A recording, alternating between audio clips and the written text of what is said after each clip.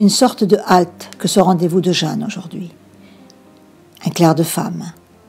L'auteur, nous la connaissons bien ici, mais il s'est passé tant de choses depuis la dernière fois où elle est venue nous parler. Elle, c'est Brigitte Maillard.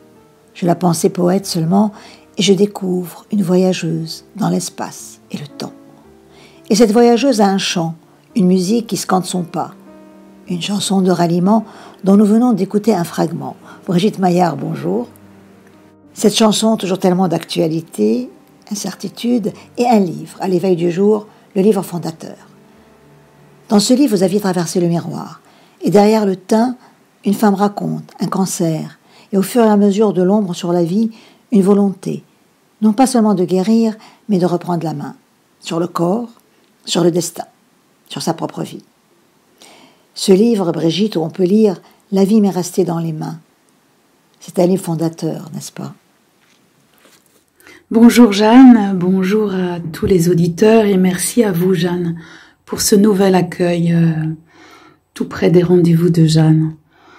Oui, ce À l'éveil du jour, aux éditions Monde en Poésie, est un livre fondateur, c'est certain, comme une pierre d'angle. C'est fabriqué entièrement par l'auteur. Voilà, un livre en fait sans lequel la construction n'aurait pu tenir. La construction, je veux dire, les écritures suivantes. Mais c'est un livre qui m'étonne toujours, car je l'ai fabriqué de A à Z, jusqu'à encore cet été, l'enregistrer dans sa totalité comme un livre audio. Il aura fallu 10 ans pour que j'ose témoigner de ces moments de grande fragilité. 10 ans où je me suis replongée dans mon journal, voilà, pour saisir ces moments de métamorphose en mouvement qui seraient pour le lecteur et pour moi-même les plus significatifs, tout en l'intégrant avec la poésie, car à aucun moment je n'ai lâché, ou elle ne m'a lâché la main, cette poésie. Elle m'avait donné tant de secours, et continue d'ailleurs, et de grâce. Ainsi, comme l'exprimait Christian Bobin, se mêlent dans cet écrit le poème du soleil et la prose de la blessure. À l'éveil du jour, c'est le fruit d'une maturation profonde, d'un travail d'écriture assidu pour réfléchir une expérience. Je crois que c'est important, la vie intérieure bien sûr, et écrire vers l'intérieur, s'inquiéter de l'âme et des dieux.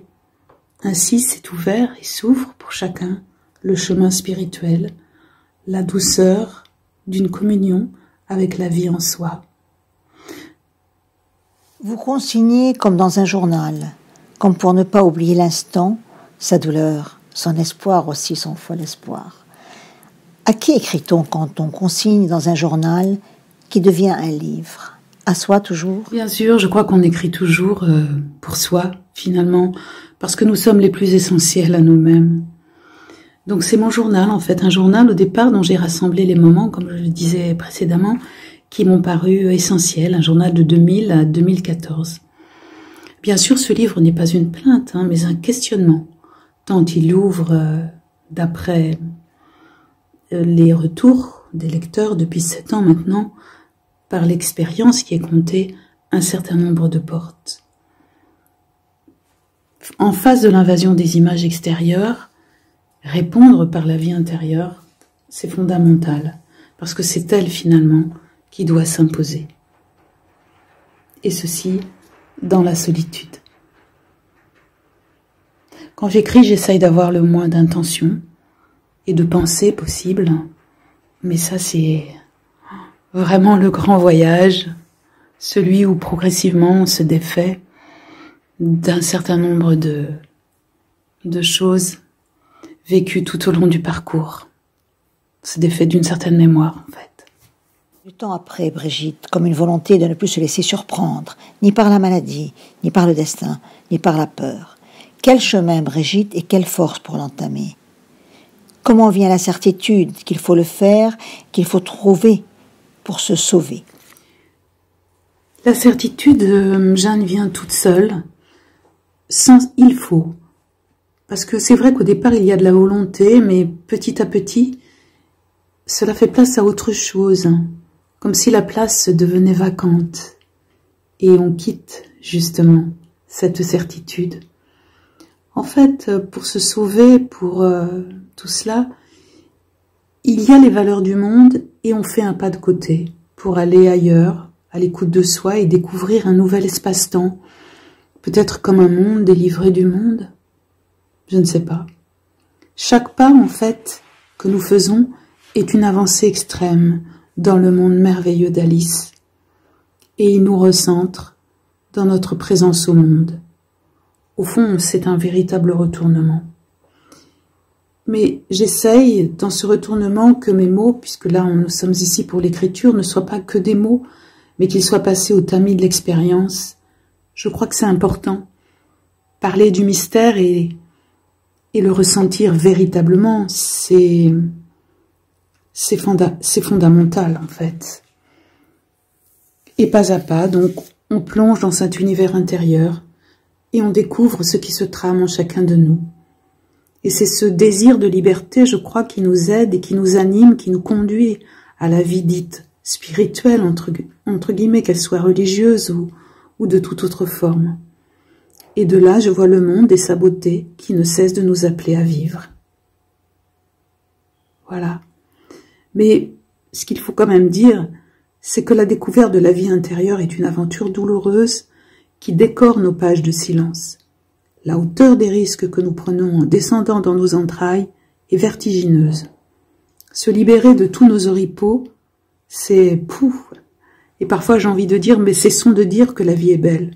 Oui, elle est belle, mais elle est redoutable aussi. Voilà. Donner du sens à ce qui n'en a pas après un constat. Vous écrivez « Vivre comme on peut, comme on sait, comme on rêve, à la folie des dieux ».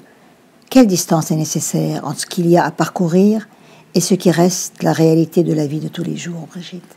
Oui, c'est un aller-retour permanent entre la réalité quotidienne et le chemin qu'il nous reste à parcourir, ce chemin spirituel. Cette bonne distance, je pense, Jeanne, c'est l'éloignement.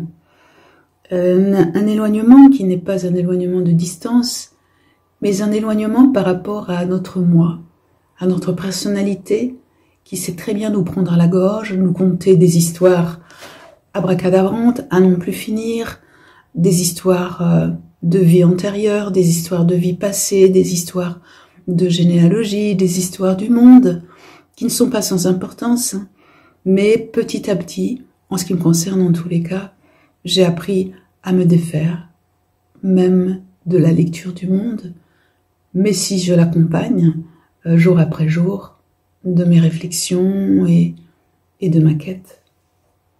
Brigitte Maillard, à quelle heure êtes-vous le plus réveillée? Est-ce la nuit quand le monde dort? Et pourquoi non pas ces insomnies, mais ces veillées, car ce sont des veillées? Et là, nous sommes, je crois, dans le mystère des choses inexplicables. C'est vrai, il y a les écritures du jour et les écritures de la nuit. Mon travail, en fait, est mon inspiration et répond, en fait, à cette écoute de la nuit, sans que ce soit pour autant d'éveiller, car à aucun moment donné, je n'attends de réponse, ni je ne veille quelque chose.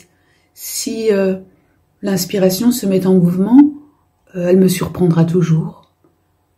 Ça peut être une semaine, 15 jours, sans rien du tout, et puis la vie continue, plus présente dans sa réalité.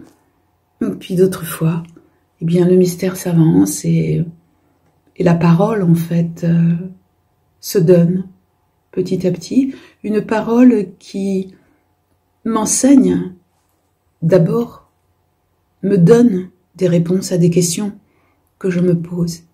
Et ensuite viennent les écritures du jour où là, je me permets d'essayer, de tenter d'organiser un peu tout cet ensemble, même des mois ou des années plus tard. J'aime beaucoup vos phrases, elles sont faites du plus petit au plus immense. Le désert n'a qu'une solitude, toi. Quel est le temps de latence avant de pouvoir écrire, légitimer ces mots, ces phrases? Du temps, il faut du temps pour tout, du temps pour pouvoir écrire, comme vous l'exprimez si justement, légitimer des mots, des phrases. Mais c'est vrai que ces petites phrases qui peuvent surgir ainsi sont comme des aphorismes.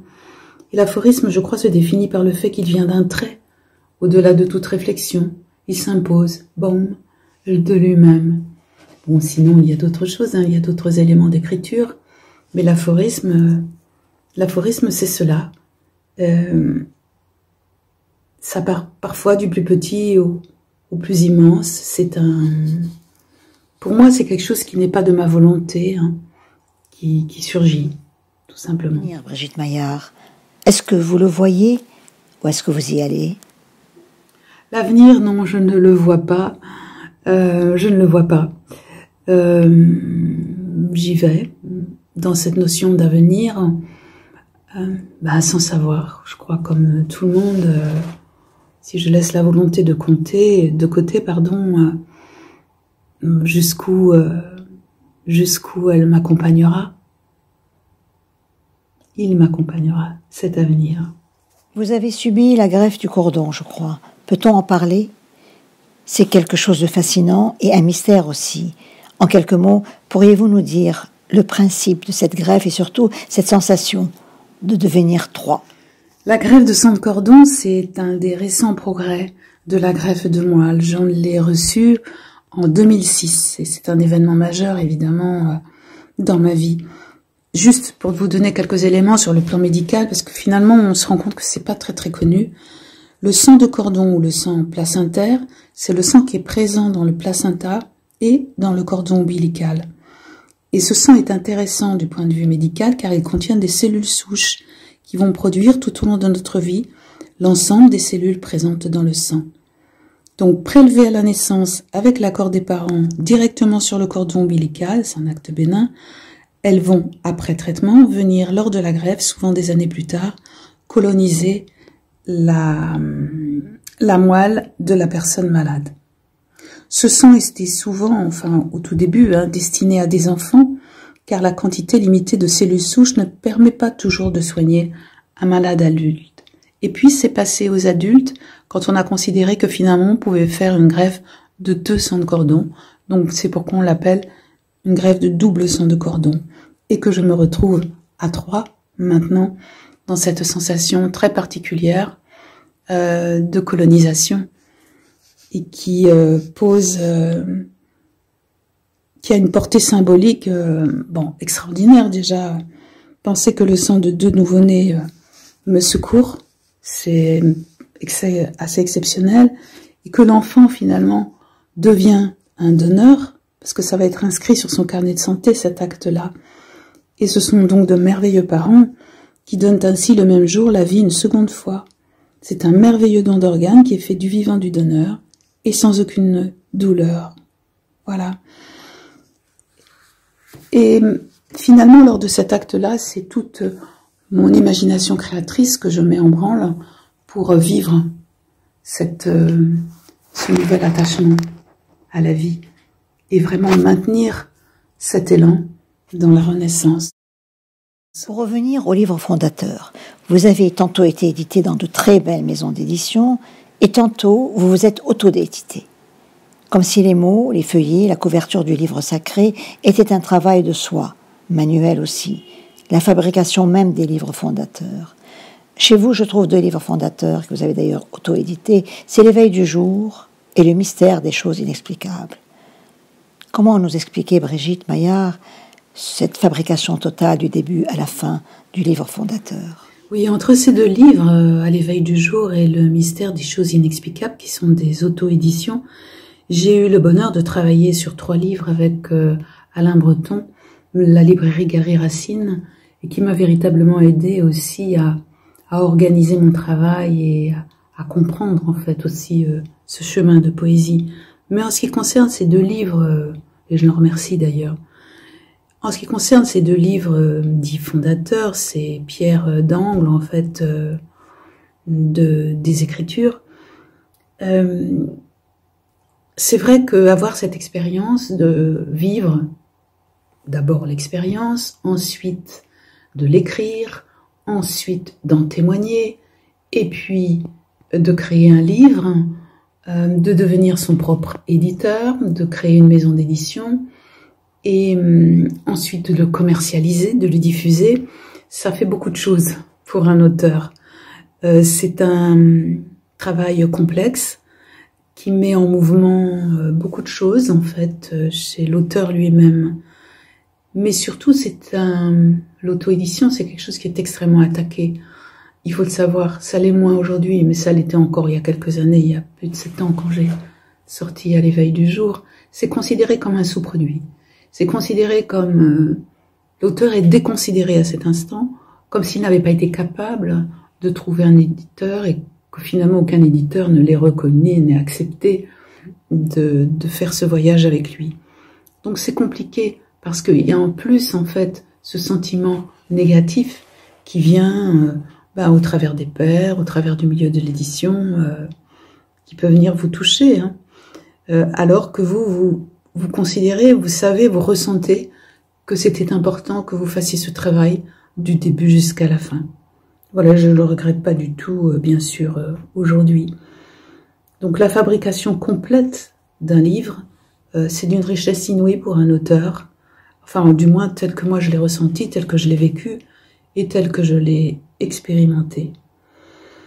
Je pense qu'il faut maintenant commencer à faire sauter un petit peu toutes ces barrières parce que le monde s'ouvre, d'autres canaux se mettent en mouvement, voilà, et il y a d'autres voyages à faire aussi dans ce travail de l'écriture, d'autres formes à trouver.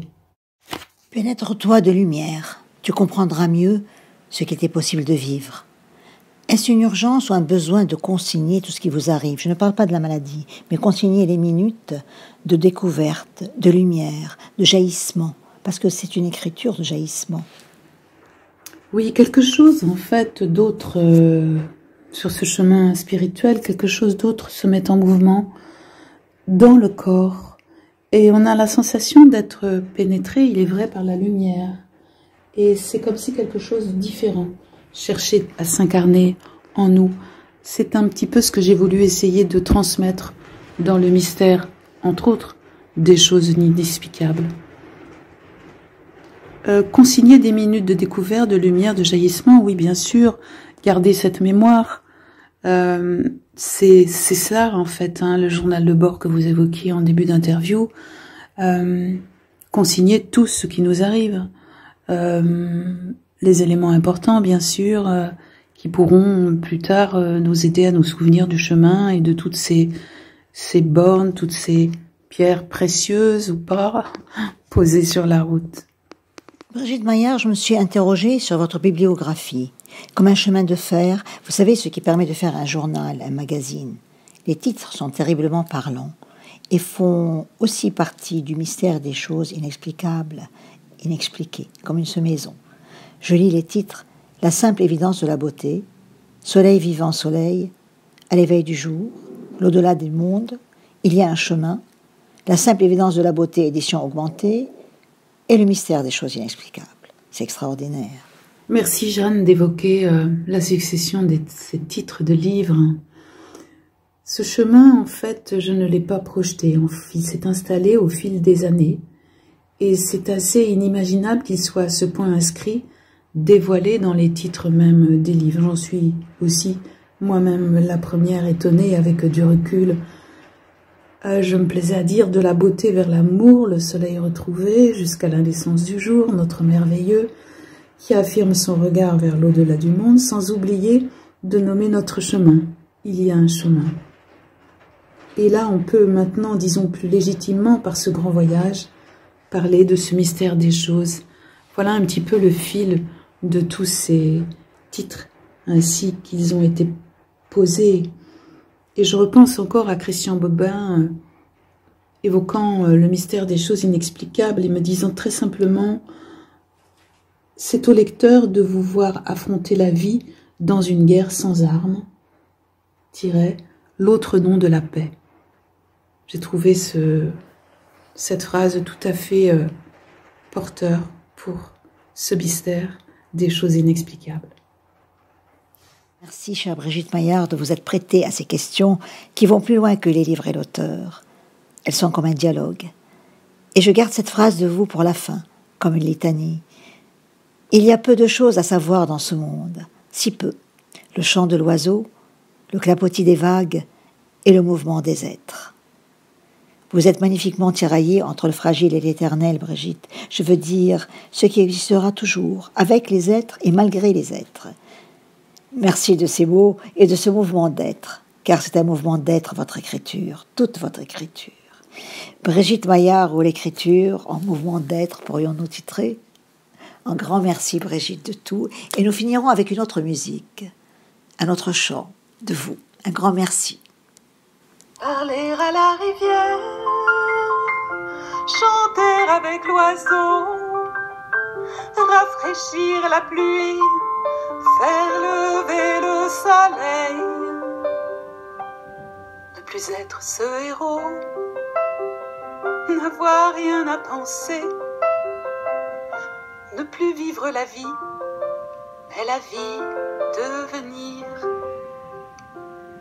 Sentir son corps jaillir, se créer, s'étaler,